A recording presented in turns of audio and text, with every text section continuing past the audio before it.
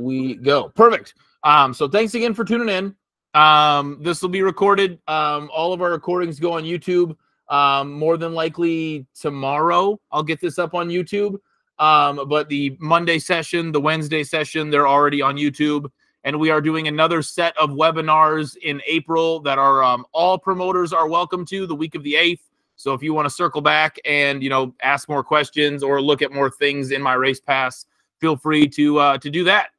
But I'm going to start with talking about online tickets. First off, just the general admission style online tickets. So the first question then, how do I add online tickets to my events? So that's where I'll start. There's two ways to do that. We've put a lot of emphasis on the interface of season management as being a way to add them. So that's where I'll start. I'll go to season management. I'll check out my events in season management. And that's where I'll start. So I can look through all of my events. You can see what events have tickets added, what events do not have tickets added, those types of things. So I'll go to an event on a future date here. And we have our event for tomorrow. So I'll add my online tickets to that event. And of course, we're late enough in the day to where I can't add tickets for tomorrow. Great. So I'll add my tickets to a future event here. I've got one May 4th. May 4th will be what we work with here. Adding online tickets in a general admission capacity is extremely simple and fast and easy. And really takes you, 30 seconds to add tickets to your event. I can use by clicking the add tickets icon, and now I can do one of two things. I can either copy from a previous event. So if you know that your tickets are going to be the same the whole year, add one to an event, to your first event, and then you can just copy the rest of the way through. Super fast and efficient. You can also start from scratch, and there's really not much to this, right? Your name of your ticket will always default to the event name, but you can change that if you'd like. Do whatever you want that way. You can set your availability dates here, when they start, when they end, all that kind of stuff. There's an option for what happens if the event is canceled. There's some manual work to be done there if the event is canceled, but you have the option to tell the program if you want it to be rain checked or just refunded. And I'll show you what that process looks like. And then there's also a drop down for a reserved seating map. Our reserved maps, we do, all of the applying to events and things of that nature. So if you're at the point where you're reserving or doing a reserved seating map, whether that be for seats or for camp spots or for pit stalls or for trackside parking or for whatever you want it to be, let us know. I mean, we're going to build the map. We're going to apply it. We're going to make sure everything looks like it's supposed to. So that all goes through us. But again, top half of the screen, name, description, information that you want people to read, availability dates. Bottom half of the screen is the ticket types. This is really straightforward, right? Let's say for this event, I'm going to sell 1,000 general admission seats for adults at $20 a piece. Let's say I'm going to sell 500 kids tickets at $10 a piece. And, let's say that for, I don't know, you can have a reserve section or pit passes or whatever you want to do through this. You can do whatever you want. All of these things are renamable also. So instead of student general admission, you want to specify an age range. You can do that as well. So all of those options exist, and you can rename and do whatever you want with those fields. But that's really all it takes to add tickets to your event. Your tickets are now on sale. People can buy. They're up and ready to go. Extremely fast, extremely simple, extremely efficient to add tickets to your events.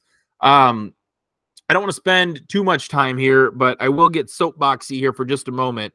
Adding online tickets to your events is part of your My Race Pass subscription. There is no additional cost to you to have tickets out there. It does not hurt you in any form or fashion to have tickets out there available for purchase. Trends in the industry, and we hear this at RPM every year, and in those promoters trade shows every year, trends in the industry are showing more and more and more that people are so used to buying tickets in advance for things that if they go to your website and they don't see a way to buy tickets, or at least see specific instructions for how to obtain tickets, even if they're not for sale online, they're not going to go. They're going to give up on that. People are so used to buying tickets online. So by not having tickets available, or at the very minimum on your website, not clearly explaining to people how to obtain tickets to your event, you're turning away customers that you don't know about. And I can't repeat that enough. Young people want to buy tickets in advance most of the time. If it's not, I don't care if it's through us or not. It's going to help you and benefit you to have tickets out there. I see a raised hand. Callie, what do you got for us? Isn't that a part of our WISSOTA program? They get a deduction on their yearly rate if they sell tickets, put those on their site. Yeah, so there's no additional cost at all to sell tickets through My Race Pass, and it is also a part of that rewards program. So if I go to myracepass.com and I look at rewards, yes, you get a discount for future years if you sell a certain number of tickets. And I don't remember what the exact number is, or those types of things. 1,000 tickets throughout the course of a season. And I believe with WISSOTA, just putting those on and selling tickets on your site is a $100 deduction. Yeah, perfect. So, yes, Dakota gave the thumbs up, and that is all the information that I need to approve that. So, yes. Perfect. So once you've added tickets, you can share the direct link to buy to social media. You can view the tickets, and I'll click on this in just a second for the ticket management screen.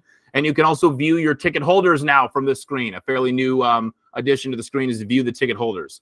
But if I go to view tickets here, view tickets is basically just the direct link to go ahead and buy these tickets. And for some reason, I didn't let them go on sale until tomorrow. So let me go and fix that. I'll go ahead and edit the tickets.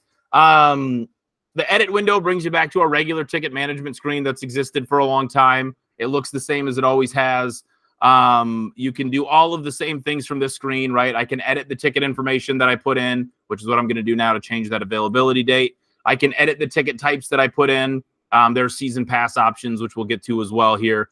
But now, if I go to where I can purchase these tickets, which are available on the app or available on a website if you do it through us, or also available at myracepass.com.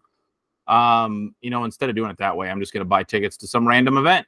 Let's see. Hagerstown is selling tickets to tomorrow's race. They're $10. At the gate, they're going to be $15. They're $10. Perfect. Buying tickets for a fan, extremely fast, extremely simple, extremely easy. I'm going to buy, one $10 ticket to Hagerstown. These are previous things that I've done. So all I have in my cart right now is the March 30 event at Hagerstown. Remove invalid items. Perfect. I can check out as a fan, and complete the order. There are some fee items here, which I'll show you. The fee structure in My Race Pass for online tickets is $1.90 per ticket. That's the fee that comes to us, plus 4% in the cart that goes to pay the credit card transaction. So each ticket is $1.90 fee to us, 4% total to pay the credit card transaction. So for a $10 ticket, they're going to end up spending a little over $12.25. So, $238 total for fees, not the end of the world. I don't know if you've ever heard of Ticketmaster. It's a little bit more than $238 for fees for a ticket. So yeah, that's really, some other things that exist here for online tickets is I'm looking at this ticket and ticket management. This is where you can get the funds or fulfill refunds for your tickets.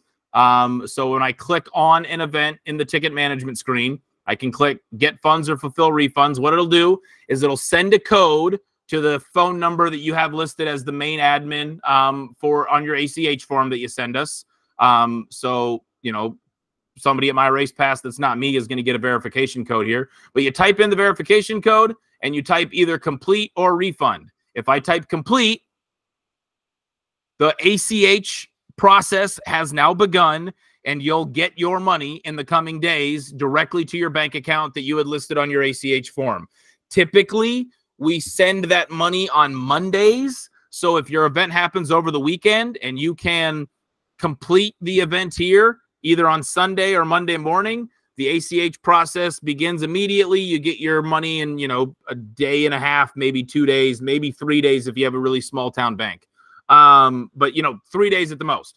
If you wait till later in the week to complete, the ACH stuff doesn't always trigger immediately like it does on Monday. So sometimes it can take a little bit longer. So the sooner you add complete, the better off you are here.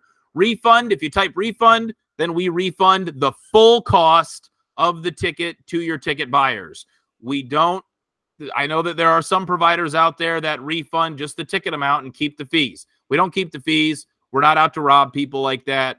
Refund the tickets. We refund the full amount that they paid. We're not keeping $1.50 from these people. So, don't be concerned about that. The other part of it is chargebacks. If somebody files a chargeback, we fight it.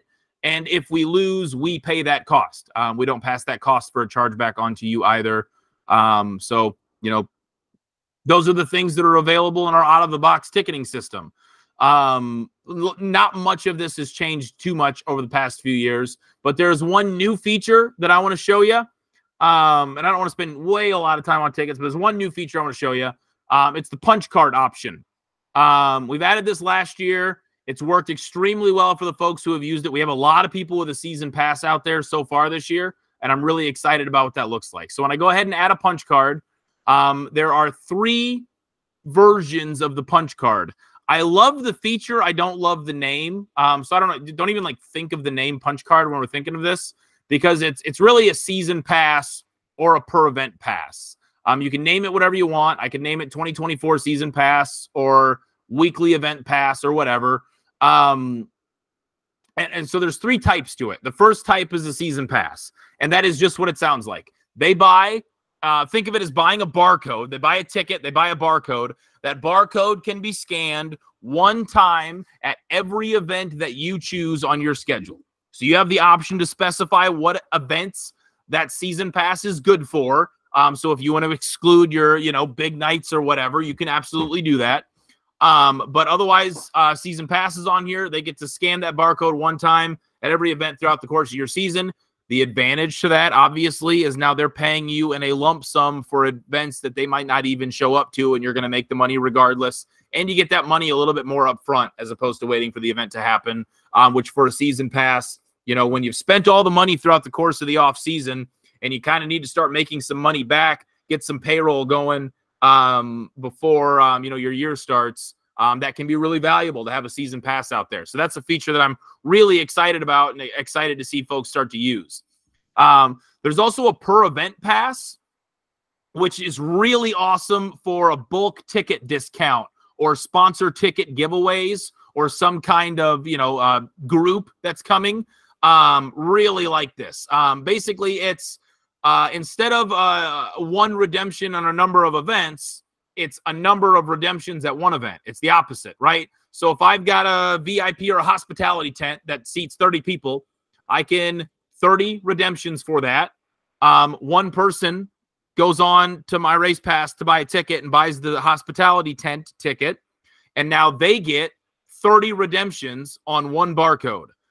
So they can now disperse that email out to the 29 other people that are coming, or if it's somebody, in the marketing department of one of your partners, they can disperse that out to their employees as they see fit.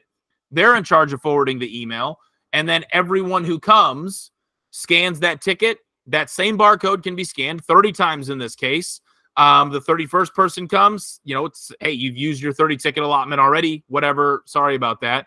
But that way they don't have to worry about showing up as a big group, and you don't have to worry about directing all that traffic or monitoring how many that have been there already. It's literally they buy 30 scans of a barcode for that event, whether that's a hospitality tent or grandstand passes or pit passes or whatever you want to do. So I love that.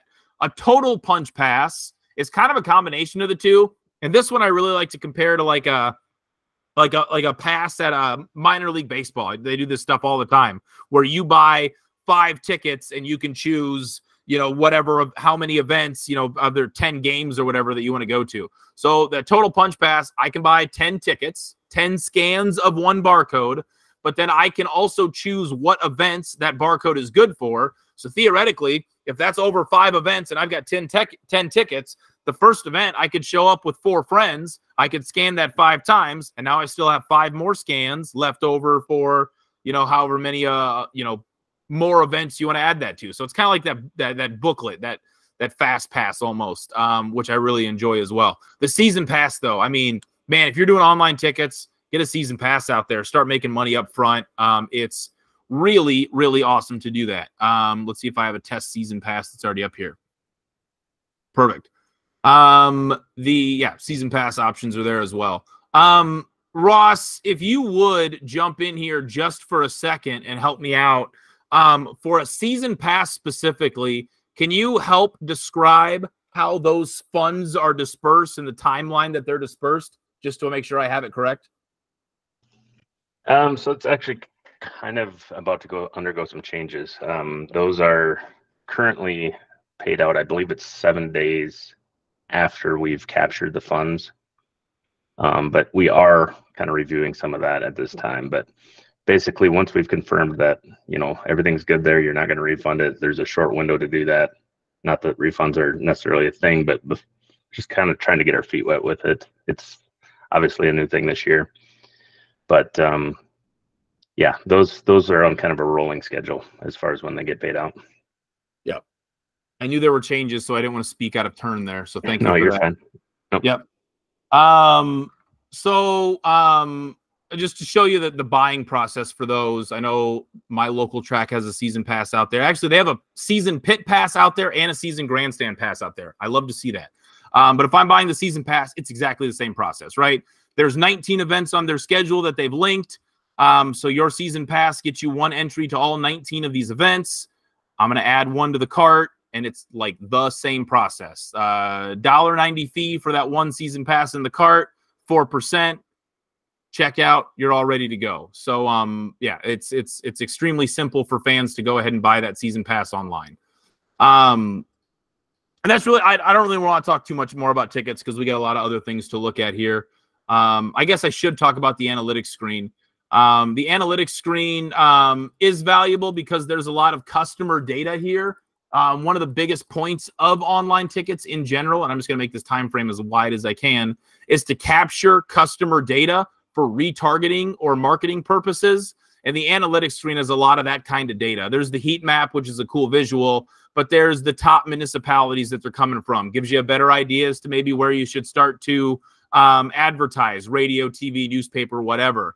Average distance traveled. Are your people coming from close to you or not? Purchase dates, which really one of the toughest things about online tickets is understanding when you should put them on sale, right? And not just for renewals, but for the regular tickets to buy. How far in advance are people buying? And you can use that to strategize when to make them available. Purchase prices, what kind of tickets are being bought, gender and age demographics, those types of things. And then you can get all of this information in analytics for individual events as well. The reason I like to show this screen is because of a recent story here that a racetrack in the Pacific Northwest told us, where they were able to take this data and present it to their state's Board of Tourism and get a grant from their state's Board of Tourism because this was enough to prove that they were bringing whatever the prerequisite number of people is from outside the state or county or area or whatever into that part of the world. So I'm not saying that's going to happen for everybody, but just get creative with how you use this information. This information is valuable, not just for retargeting your customers, but for, perhaps doing something interesting like that with your city or local government or, even state in this particular case. I mean, make your money how you can, help your facility how you can. And if this is a tool to help you do that, we're happy to provide it. From there, though, want to talk a little bit about website features. I'm going to spend the most time on one website feature, and that's the news articles, because that's the best way to drive traffic to your website. Open website here. This is just our demo website. It doesn't look great because it's not meant to look great. It's just meant to just show the features.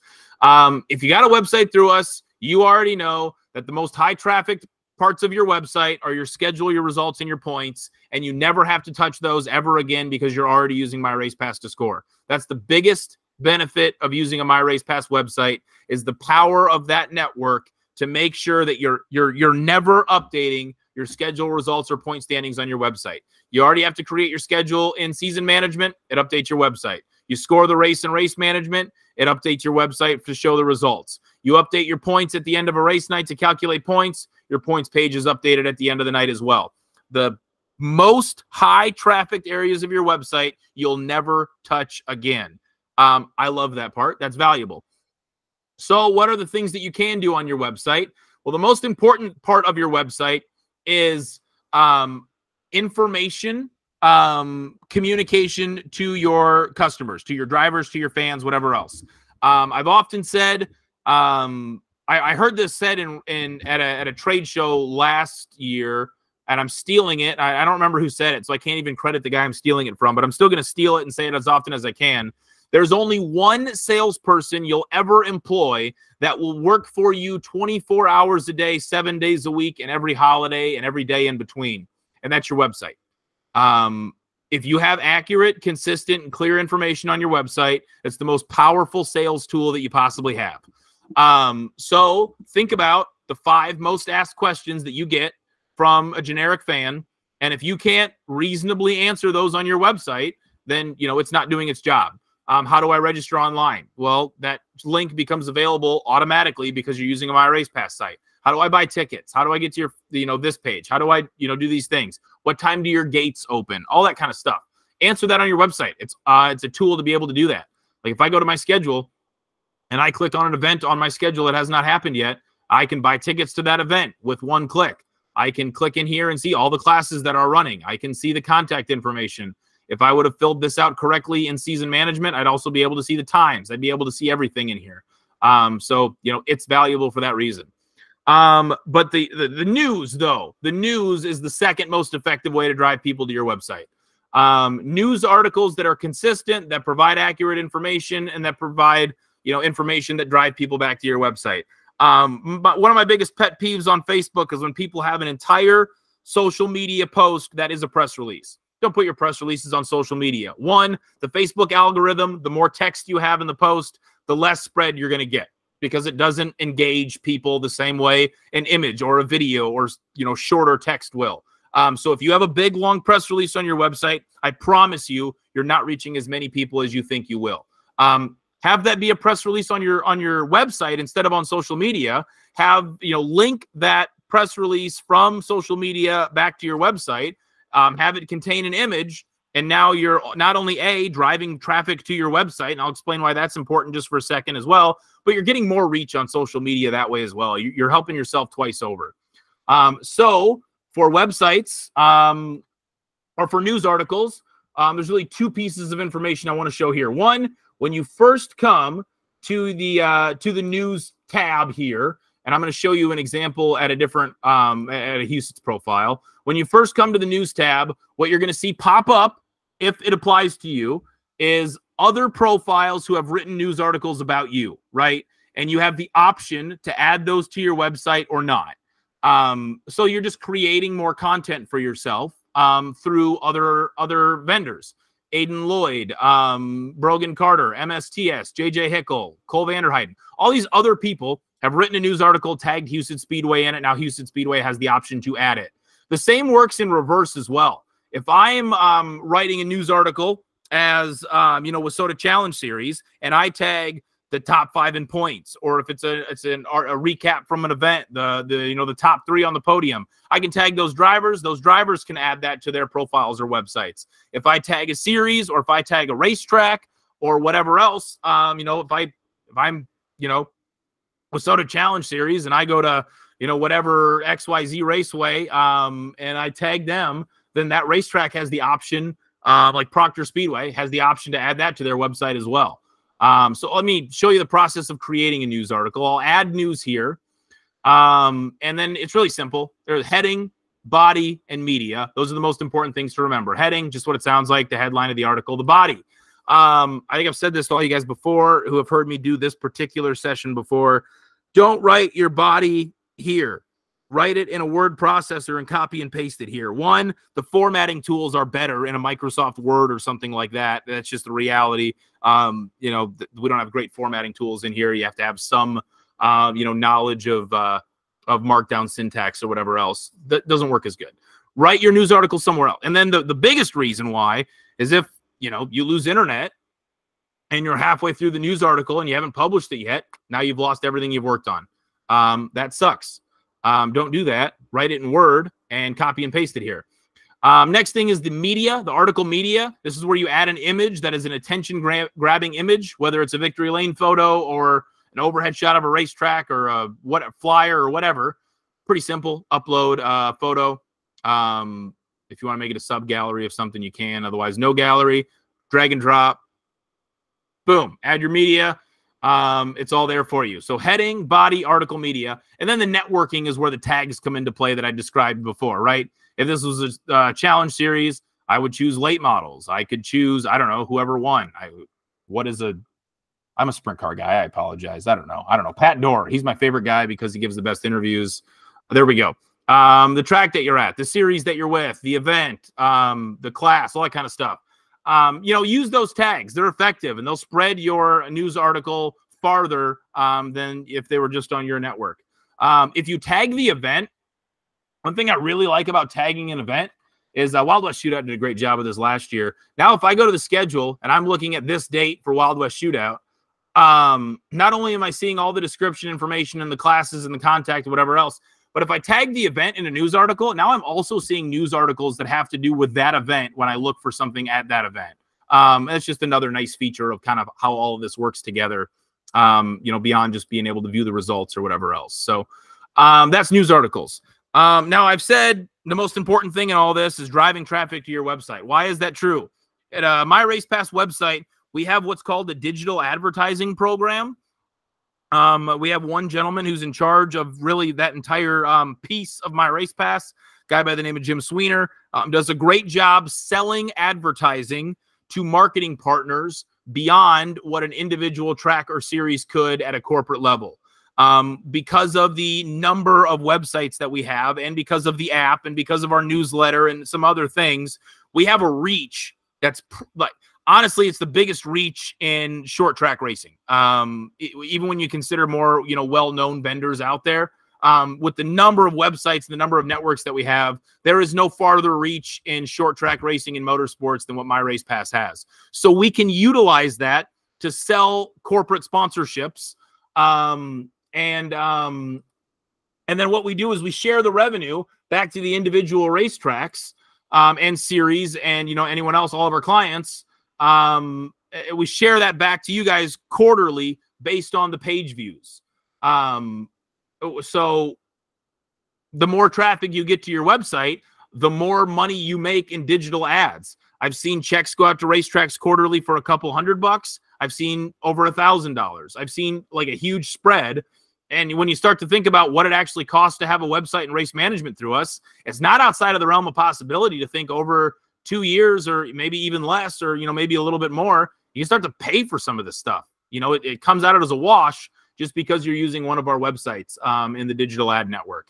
Now, I know not all of you sell tickets through us. I know not all of you have websites through us. I know that sounded very salesy, even though I'm not a salesman, so I apologize for that. But I really do think it's so valuable to utilize some of the features that are at your fingertips when it comes to it. I'm a big believer in the website being one of the biggest tools that you have at your racetrack in terms of, how to reach your fans and drivers and promote yourself. And I'm a big believer in our ticket program.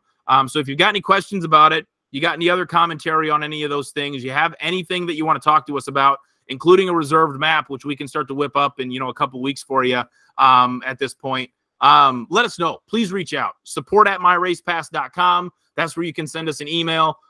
We want to work with you. We want to help you make more money at your facility with some of our, techniques for selling tickets and, websites and digital advertising and things like that. So, any questions on any of that before I move forward, or I guess any other commentary from Ross or Dakota on any of those topics before we look at, a special double heat race format that I know is really popular for you guys? I think you did a great job, Austin. I don't know if I have anything else. I mean, if you're thinking about online tickets, I mean, the other side of it is why not, right? It's worth a shot. Give it a try and stick with it for, obviously don't try it for 1 weekend, but give it a month or two and just see what happens. So that's all I would add. But yeah, I think you did a great job, Austin. Thank you. Cool. WISSOTA utilizes everything that Austin has just talked about. We do all of it, and we are very happy with our outcome. Well, thank you, Kelly. And not just because I've been in Fergus Falls for the last 3 years, right? That has nothing to do with it. Shoot. All right. Well, then I'm going to talk about double heat race format with passing points, because I know that that's over the last couple of years kind of become a trendy thing to do across the country, but at a lot of WISSOTA tracks for big late model and modified shows also. So I wanted to look at that format with a more fine-tooth comb than what we did when talking about race management. And I think leading into that, we got to talk about points and pay schemes also. So in season management, you know, when you run up to the settings tab, there's a points and pay schemes option that we want to talk about. And these are, you know, at the end of a race night, you can calculate points, and they come from the championship point scheme, whether that be the global WISSOTA scheme or something else that you're doing. You know that you can create payout schemes to track your payouts throughout the course of the year. But I just want to make sure that everybody's aware that when you're running a passing points format, there's a third type of scheme in here called lineup points. And if I go to add a global scheme, what you'll find is that a couple of the WISSOTA national schemes for passing points are in here as well. Either the 176 per pass or the 225 per pass, and, you know, the position points that go along with those. So if you're looking at doing something passing points wise, there's already global schemes built in here for what WISSOTA passing points already are. You can create from scratch as well, but I mean, it really isn't all that difficult to go in here and add a global scheme and link up something that's tried and true and proven and been utilized over the years by folks near and around you.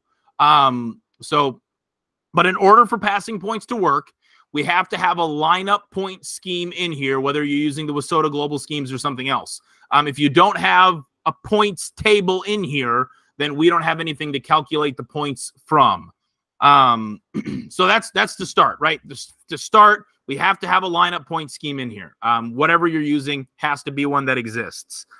So now I really want to go through an event, and I want to show you what it looks like to create the double heat race format and show you what it looks like to calculate passing points for that double heat race format. So let me get to, I don't know if I've used this date yet or not. I have, and I have for both. So let's go to tomorrow and see if I've used that date yet.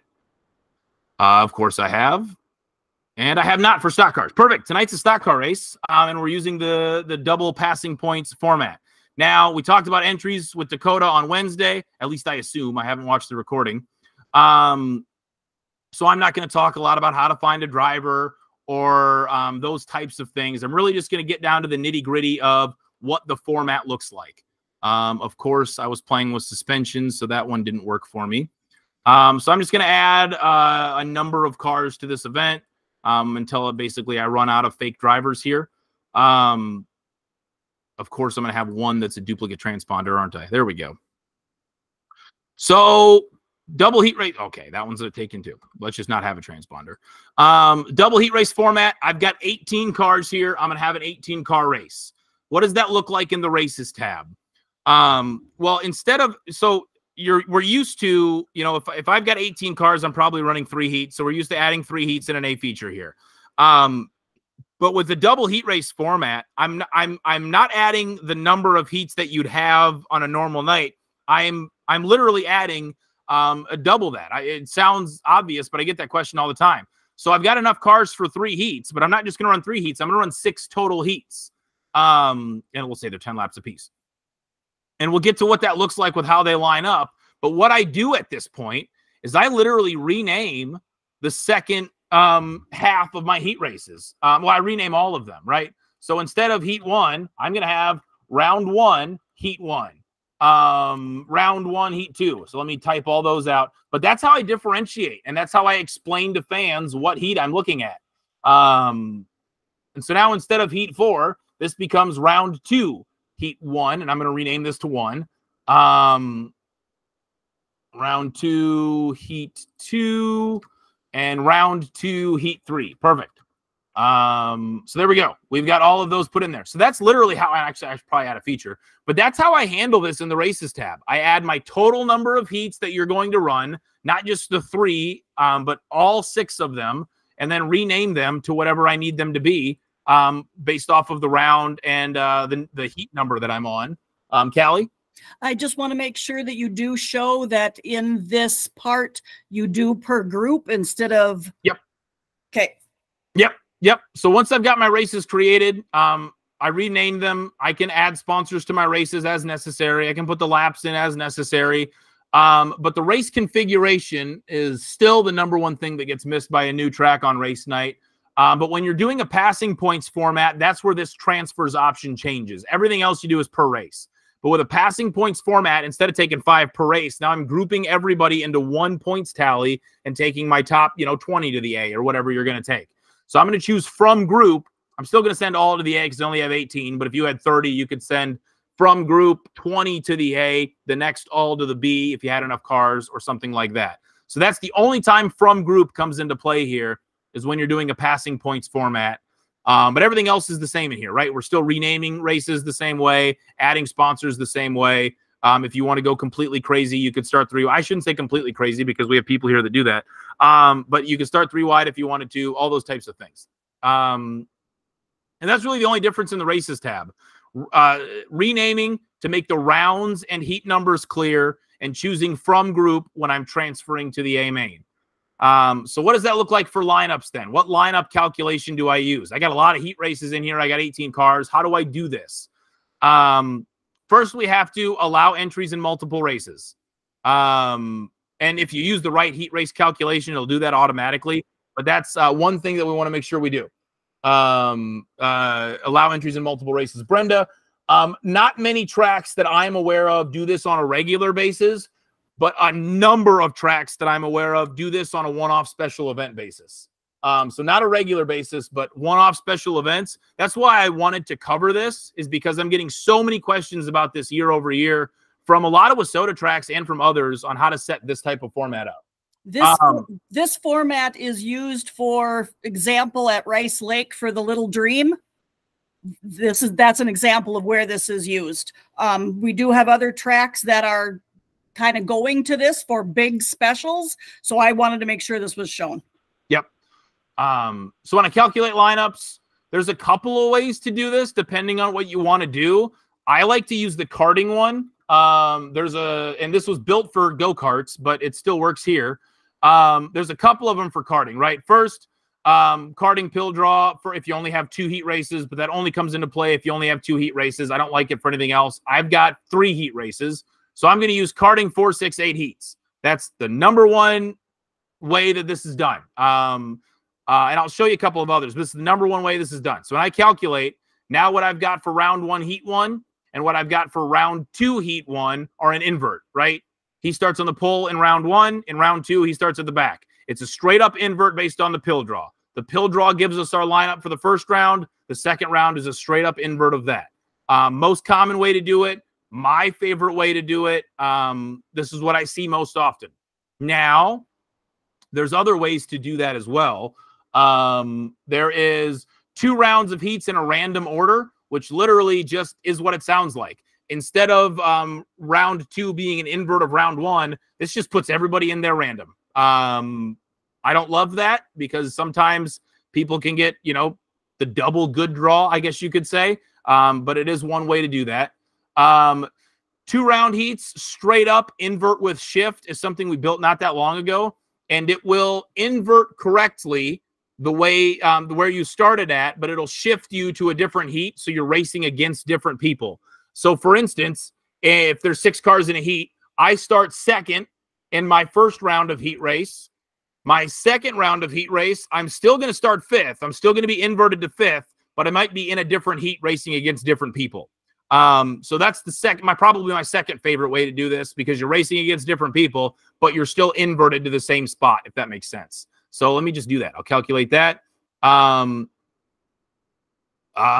we go. So TJ Toadstool, my guy who started pole in round 1, heat 1, he's still going to start 6th in round 2, but now he's in heat 2 and he's racing against different people. That makes sense. So either the karting one or the invert with shift, the 2 ways to do that I think make the most sense. Yep. Perfect.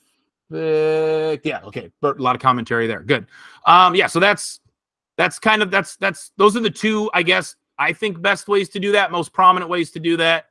There we go. So now I'm just going to put in a ton of results because we're just going to pretend that this is how we finished. And man, this is going to take a little while to manually put in all these results, but that's okay. One of the advantages to doing it this way, one, it makes it feel like a special event, I guess. A lot of promoters like to have this different format for a special event feel. But it also, with the inverts and the shifts or whatever, makes it a little bit more palatable for drivers when they have to put so many more laps on their cars and tires and equipment and stuff like that. You know, kind of make it fair to be lined up in a different order. At least that's what they tell me. Jackie, what do you got for me? Looks like you're muted.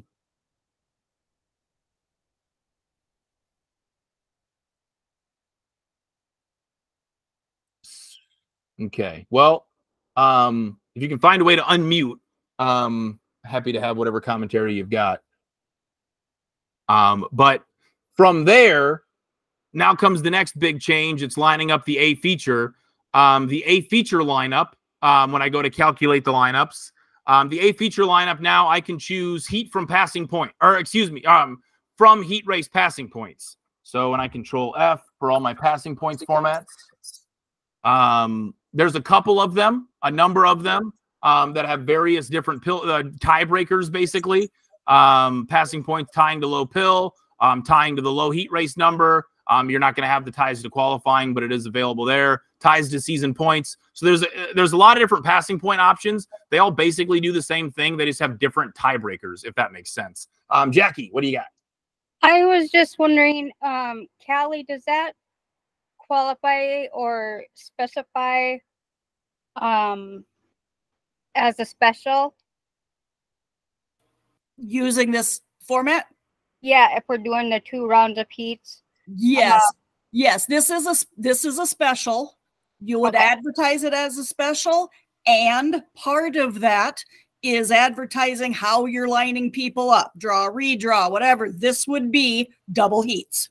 Right. Does it have to be approved by Gus then? 100%, because it is a special. Anytime you do anything except point average, it is a special. Okay, I just wanted to clarify. Thank you. Yep. Cool. So when I choose a passing points format, when I'm calculating my lineups, it's going to next bring the second screen up where you're selecting what passing point scheme you want to use. Now, if you've only added one, it'll just automatically use that one. But if you've added a few or anything more than one, it's going to ask you which one you want to use. I'll add the WISSOTA passing points 225, calculate. Callie, is that the one you use for Challenge Series now, is the 225? 225 is Challenge Series. 1.76 is the WISSOTA 100. Okay. Perfect. Do not ask me why. Okay. That's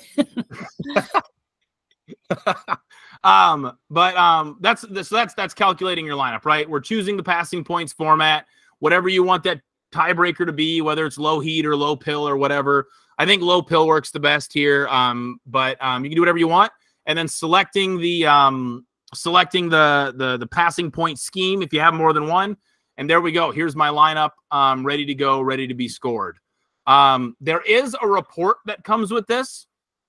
It's called "How was this?" Every time you calculate a lineup, it says "How was this calculated?" But there is a caveat to this particular report. It was built for passing points not using double heats, so there is a small discrepancy with the way some DNFs are listed. And unfortunately, I haven't been able to fix that. I know, John, we were hoping to be able to do that, but it's just not. It's really, it's a unique situation. We're changing it here to match this. It hurts it in other areas, so we're just not sure how to approach that yet. When you click "How is this calculated?" as long as you don't have any DNFs, everything will work just fine. You'll be able to see the passing points, all of that kind of stuff. If you have DNFs, they don't get rerouted in the points tally like they should in the report. In the lineup, they do. The lineup is good. Everything is fine in the lineup. We verified that and cleared that over and over again. The lineup works like it's supposed to, but the report doesn't route DNF cars to the bottom like the lineup does in the event that you have DNF cars. That was a really high-level overview of that. I just want you to be aware that those DNF cars in the report aren't pushed to the bottom, but the lineup itself does. The lineup itself works like it's supposed to, if that makes sense. I don't want to really dig into it too much more than that. I don't know, John, if you have any other commentary that you want to share on specifically what it does. If you want to, you can here. But I think that at a high level pretty much covers it.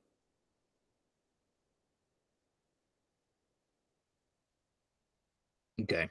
Yeah, we'll go from there. But that's really the double heat race format. I mean, it starts in the races tab, making sure you have enough heats in there and naming them the correct way, using from group and race configuration, calculating lineups, using the karting lineup or the invert with shift in your heat races, using the passing points lineup, and then the correct passing points scheme when you're calculating your feature.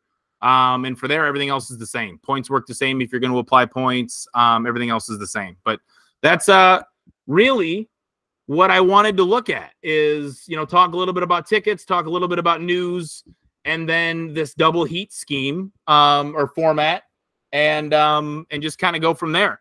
So I've got a little bit of time here for any other questions or commentary that you might have on this stuff. So if you want to, if anybody has anything, let us know.